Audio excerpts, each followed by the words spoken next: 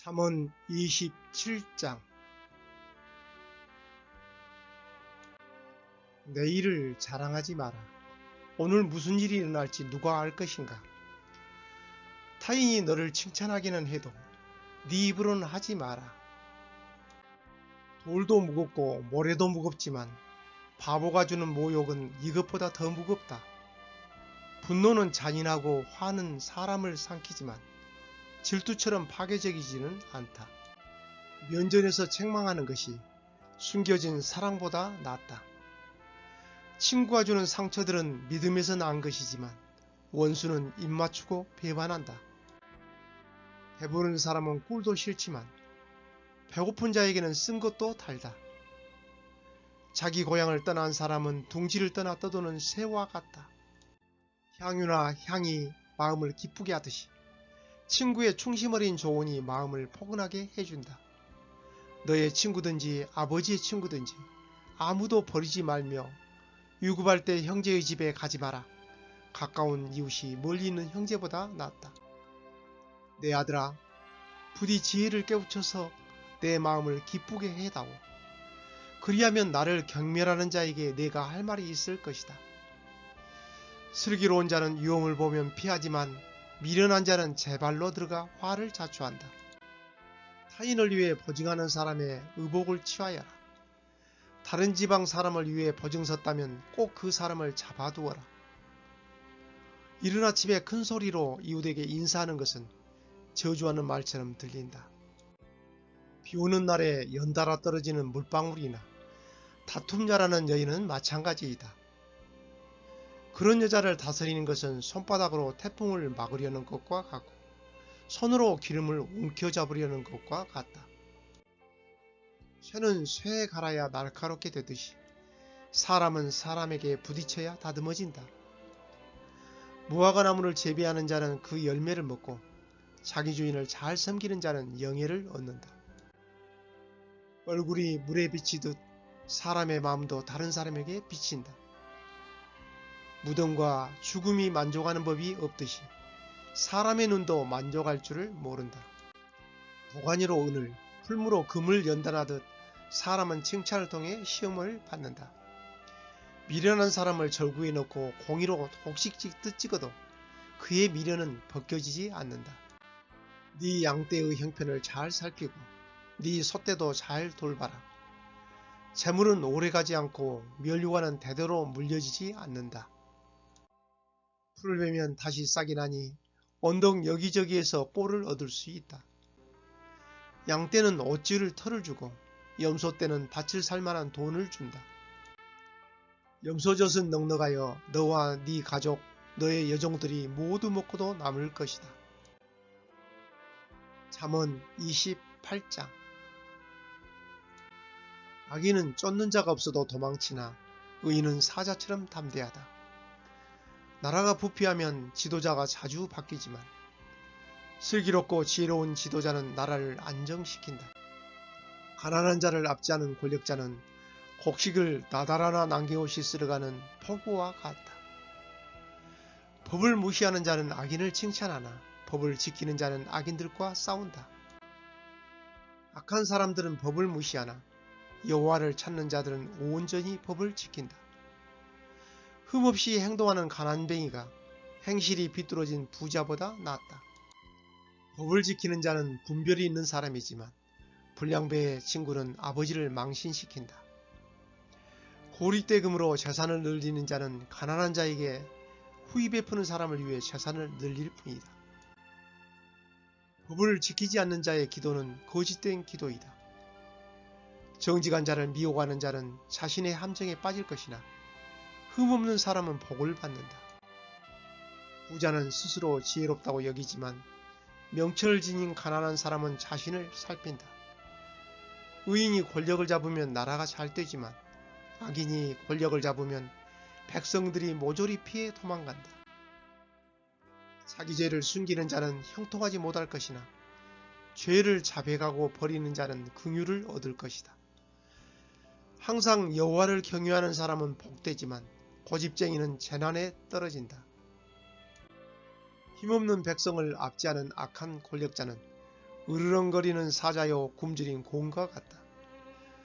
무식한 통치자는 압제만 일삼지만 부정한 소득을 미워하는 자는 장수할 것이다. 살인자는 죽을 때까지 피해 다녀야 한다. 아무도 그를 돕지 않을 것이다. 흠없이 행동하는 사람은 위험에서 보호받으나 그 행실이 비뚤어진 자는 졸지에 망한다. 자기 돈을 경작하는 자는 먹을 양식이 많겠지만 공성만 하는 자는 가난하게 될 것이다. 성실한 사람은 크게 복을 받지만 유락천금을 노리는 자는 처벌을 면치 못할 것이다. 편애하는 것은 좋지 못하다.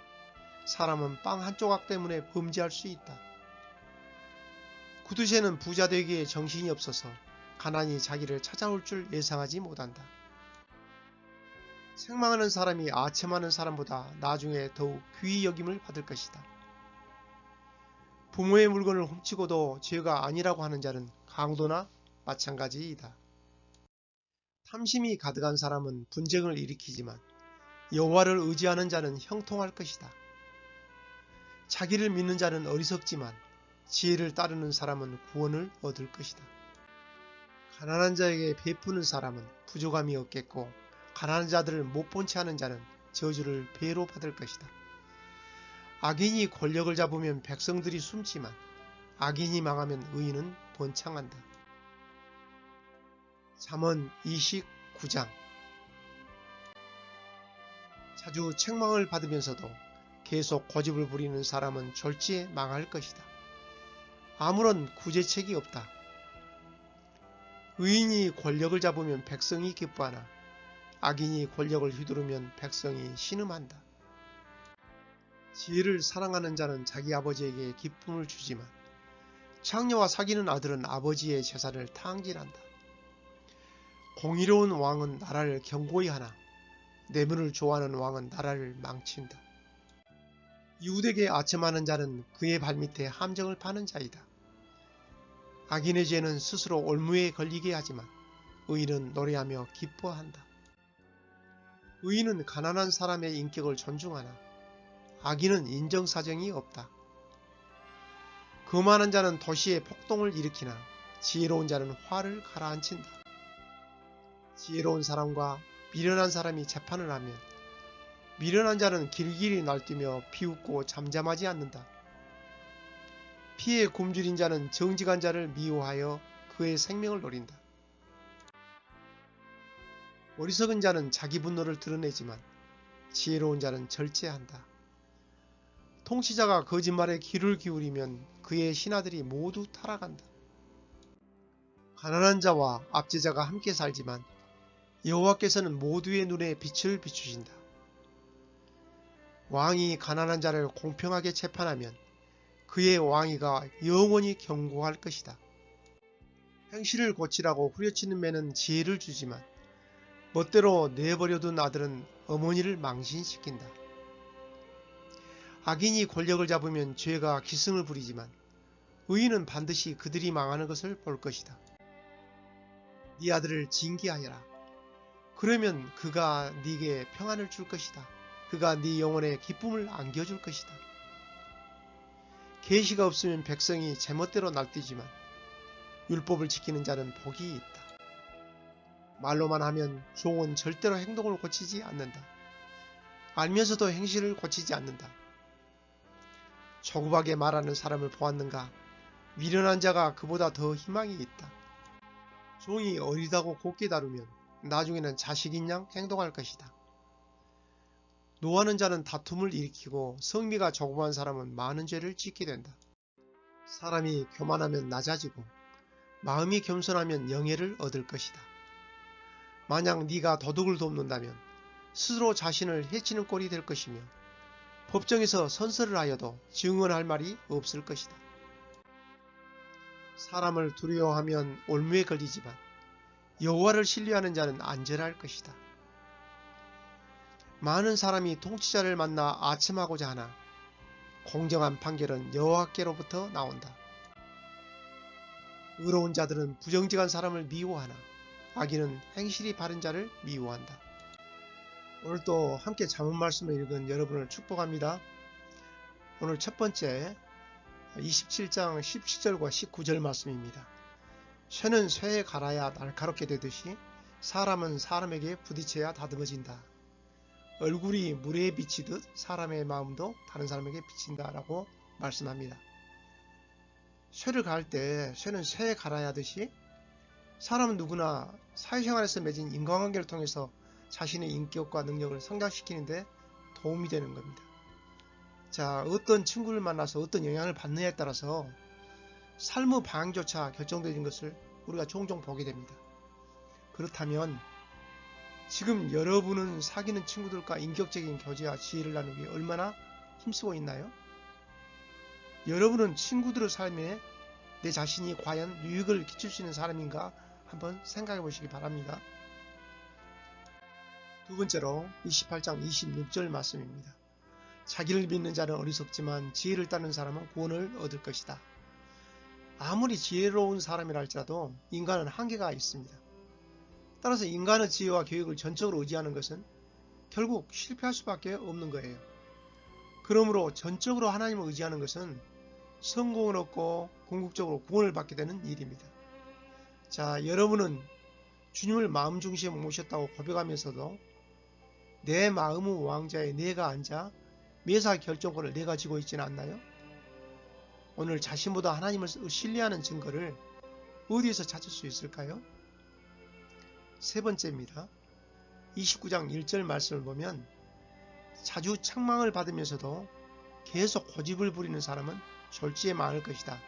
아무런 구제책이 없다라고 말씀합니다. 다른 성경 버전, 그러니까 개역개정판 같은 곳에서는 계속 고집 부리는 사람을 목이 곧든 사람이라고 번역되어 있습니다. 친구나 선생님이나 부모님 혹은 주위에서 해주는 권면의 말씀에 여러분은 어떻게 반응하는가요? 혹시 잘못된 점을 고치려는 노력보다는 아집과 교만으로 사람과 하나님 앞에서 목을 곧게 세우는 사람은 아닌가 돌아보며 오늘도 승리하는 하루가 되기 바랍니다. 할렐루야. 바이.